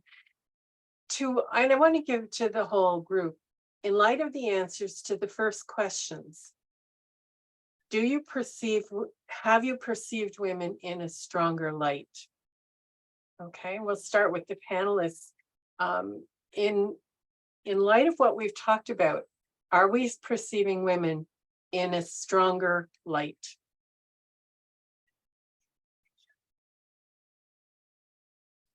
Anybody? I'll start if that's okay. Thanks, Carla. So a stronger light compared to what? So if I look back when I was 15 or 16 years old, oh yeah, way stronger. When I look back to when I was in my 20s, things have gotten, you know, not hugely better, but better. And when I look back to my 30s and my 40s and my 50s, and now into my 60s, absolutely things have gotten better. And I see women in roles that 40 years ago didn't see much of. So from my perspective, there's been a lot of forward motion. That's not to say that we don't need a whole lot more forward motion, because we're not done yet. You know, there's like a post that goes around Facebook every now and again about, you know, at some point there's going to be a bunch of gray-haired little old ladies and we're going to take over the world. Well, you know what? I think today is the day. So with that, I'll leave you with that. Thank you. Barbara Worthy. Thank you for seeing that I unclicked there. I don't quite like the question. I'm finding in light of the discussion, no, I don't think I get it in a light of discussion, but what I have learned from the discussion is that the word fear has come up a lot. And I think that I have optimism, and it's been good to hear about moments of fear in other people's worlds that they've overcome. And I tend to, I've been a rower for 30 years. I row in an 8 down at Henley. And when I first started rowing, the team of an 8 always had to struggle to find 4 women in a race. In a rehearsal and a practice, you didn't need it, but in a race, you had to have 4 women in the boat. And it was really a struggle when I first started rowing 30 years ago. And I was terrified just about all the time, every time I got in the boat. But then we started getting more women. And now, 30 plus years later, we sometimes we're saying we need men, where are the men? And we have whole boatloads of women going out 8. And what I've learned is that the men have started to really respect the women. They have started to respect their skills. They're not as competitive just when they've got the women in the boat. They respect the idea of discipline and technique. Women bring a great deal of technique and detail to rowing. So it's a metaphor, what I'm trying to illustrate. And that the fact that they're competitive, and sometimes as Gerald was saying, the anger issues that come with men as well, the women are much more likely to diffuse that and work on the team, work together and pull together the discipline and the focus and working as one, because the boat only moves together if you're all doing exactly what you're supposed to do at the same time. Right. So this whole discussion for me, I can sum it up in my mind as get over my fear of doing things, jump in. I actually signed up to run for regional election this year, and then I had to withdraw. I was advised to withdraw because Andrea Kaiser was running and she's fabulous, and they knew we would split the vote. and I figured Andrew would get it, so I withdrew. I'm not sure if that was good or bad. I was heavily influenced to do it, but I was, anyway, there you go, another discussion. But again, would a man have done that? I don't know, but no, I don't think so. And so I see that what we've talked about, with respect and making sure that we give men the opportunity to see what we can do and to respect and learn. It all comes back to branding ourselves, the brand of woman, and how we can introduce that and market ourselves and market the things we do better. Thanks. Wow, that's pretty profound. I like that. Thank you, Barbara. Okay, Stephanie, I saw your hand up. And I'm off mute, so I learned something just by being here today. I guess I see these great young women coming out of university. I see them in the workforce, the early onset, and they've been raised even differently than I have been. And they really do believe they can have everything. Now, I don't know that the workforce is quite ready to accept them, and I don't know that they actually care. I think there's a bravery, there's a resiliency, there's a strength in them that is so commendable and respected. And the idea of that reverse mentoring for me is always, I love to spend time with women in their 20s because their opinion on things is even different than mine, and the biases that I bring to the table and the biases of how I was raised. But as we're getting that workforce ready, there's other challenges as we bring diversity in, as we bring, women in leadership roles. All of these things are starting to kind of, shake up what the paradigms are. And I think as people in any group, organization, not-for-profits, as long as we recognize the challenges that come, and that we have to enable our people to have the tools. You can't just say, go be diverse or go be parity and go be these things. You have to provide the right tools to allow proper discussion and allow that conflict to happen so that resolution can be positive rather than negative. And I don't know that organizations are doing a great job. At least I haven't seen a lot of it. We're talking about it, but we're not providing the tools. And so I think the conversation I've had tonight has been it's truly profound. I mean, I never get to work with women. I don't have women leaders. So I just thank you for those who are those role models and are representing Niagara, New Zealand, and the conversation that I've never really been a part of at a generation above me. So I really appreciated you guys inviting me here tonight. Thank you very much. Well, thank you so much for bringing your opinion and your perspective. It's very powerful. Somebody else, anybody else? Debbie. Just to follow up on what Stephanie was saying, my 19-year-old niece is fearless, and she sees the world so differently than even her mom and my sister. And when you talk to her, there's the barriers aren't there for her. The world is open. It's her oyster. She looks at it that way from a perspective. She doesn't see the male, female, that there's any barriers to what she can do. And it's wonderful to be around her because she looks at things so differently. She's in university in Kingston, and she's going to be, I know, a labor lawyer. That's her dream. So, I mean, for her, there's no barriers, but I know she'll face them. But in her mind, there isn't. And I think that's a gift she has that gets over that first hurdle of being afraid. And I'm so proud of her and what she's accomplished. So I think, I'm so optimistic, maybe stupidly so, that we will have another generation of women that come after me and looking at my niece that won't have these barriers in their mind, that they can't accomplish anything. But I think it will take us to continue to, mentor and help. And Barb, I wish you had run, but you can still do that. You can still do that in another time in another place. But it's a gift, I think, that we have as women, is to be able to mentor for the future. And I do thank you for inviting me as well. It's been wonderful. Thank you. Thank you so much. I think that we have been educating our daughters and our sons a lot differently in the past while. I know my children in their 40s were quite different from how I was raised. So there is hope. And I think that your daughter's very lucky, Debbie, to have a mother like you as such an excellent role model. So that is great. Somebody else, any other comments? Sweet. Carolyn? I like to say that I've been very fortunate to work with some amazing women and men in through my career, and also through the advocacy work and through BPW. And some of these women who had been at the Beijing Platform for Action, and what they experienced and what they were seeing to happen, and then they taught me about the Commission on the Status of Women, and then CEDAW Convention, and I always get this wrong, Convention on the Elimination of Discrimination, of all discrimination against women. I know I get that wrong, but they're incredible, and their knowledge and the history, and it's great to learn from them. I think they stepped out of what I would have called traditional norms to step into those spaces where the environment I grew up, no woman would have done it. So to me, that was really great.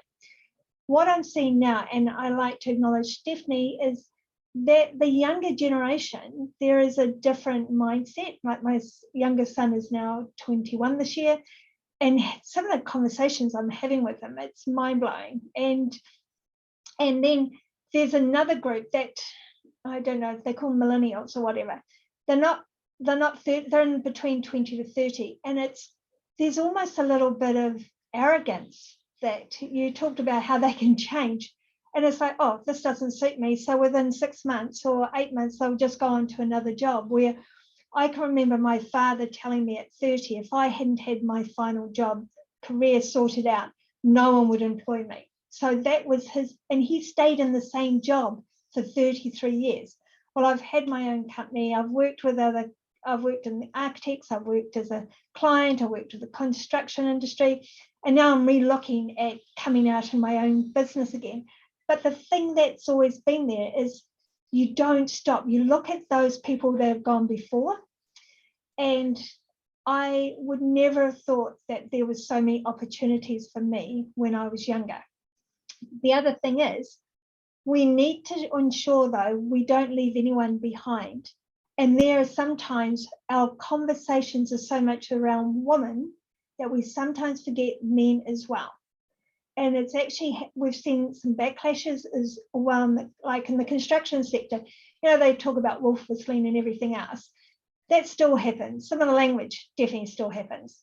And Australia did this amazing video or YouTube thing for these guys that were whistling at these young women on the other side of the road, and they were complimenting them on the way they presented themselves, the dress, whatever, because they were trying to show a different perspective. So we've got to take men with us along the journey. We've got to remember, if we want to be strong in what we do, we need men to be strong and working beside us. No one walks in front and no one walks behind, but we walk together and we can get there over the line. Thank you, Carolyn. Thank you. That's pretty profound. Susan? I think that it's the vision women have of themselves is where it's all going to go. And I think our younger women have a different vision of themselves and their place in society. So some of the battles that we fought or might still be fighting, they're not even going to be aware of. This could be a very short-term problem because our daughters and our granddaughters are very different in their thinking and in their confidence about their place in the world. But what we have to make sure is that all women have equal opportunities, because this could be a very middle-class discussion or for people who are living in poverty. Somehow we've got to open up this a little bit wider so that people actually have the ability to care for themselves and realize the future that's coming.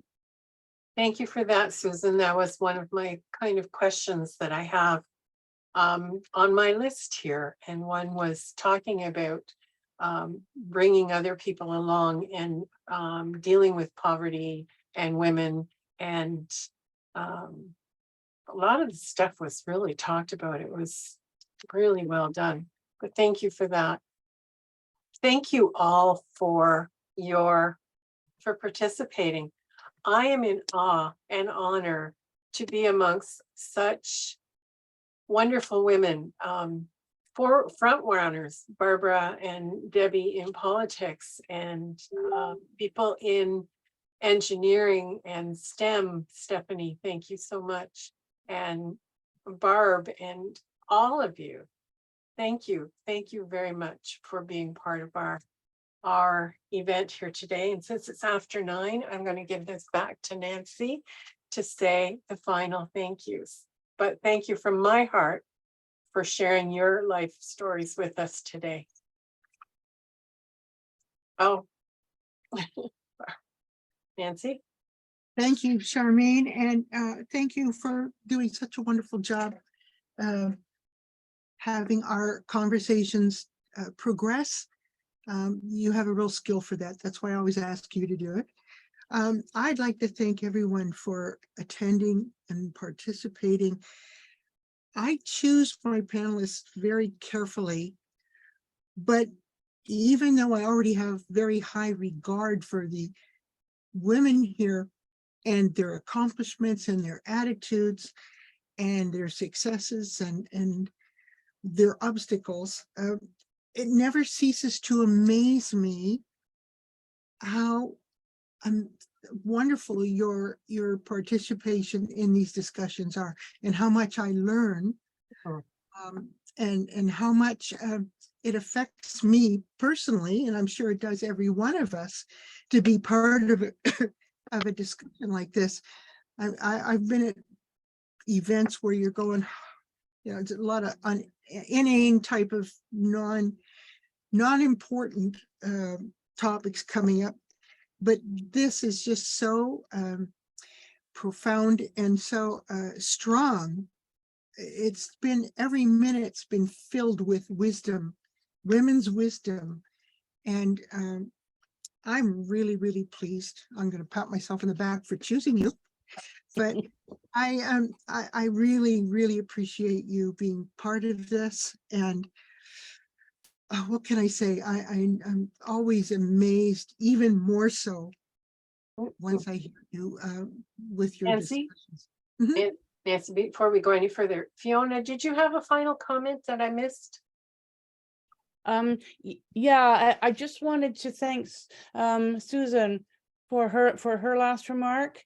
I'm in a situation where I've rented all my life.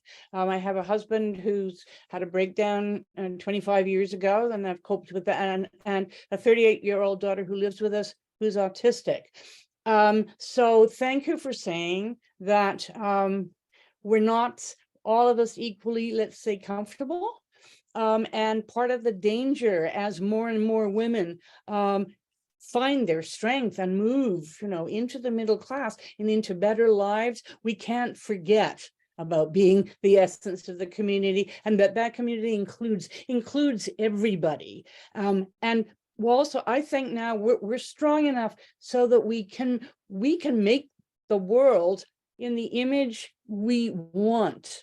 And I guess that's why I'm harping on higher levels of government, because I don't know about you, but Ontario is not in the image I want, okay? And I just want to say, let's have a think about that, because it's scaring me as a tenant. It's scaring me as the mother of somebody on ODSP. And those are important issues, I think, for all of us. And this has been an amazing evening.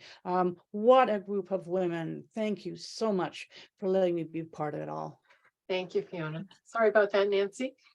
Carry on. Oh, I'm done. I'm just really, really proud of you all, very much so. And I like I say, I never cease to be amazed when we get a group of really hardworking, open-minded, successful women who have the power to make such amazing changes. All of you do, and you're showing it in your experiences and your successes and everything. I just want to thank you so much for taking the opportunity and taking the chance, because you don't know what it's going to be like. But I really appreciate you being participants. And as I said earlier, our next roundtable, I think, will be on ageism. If you have interest, please email me, Nancy@infodiva.ca. So that's Nancy, Nancy, at infodiva.ca. If you want to get in on the discussion on ageism, please contact me and I will have it set up in about 6 weeks or so. I need a little bit of a break. I've been really crazy busy with BPW and it's everything happens at once. But I'm really pleased with how the roundtable has turned out. Thank you so much. Thank you all.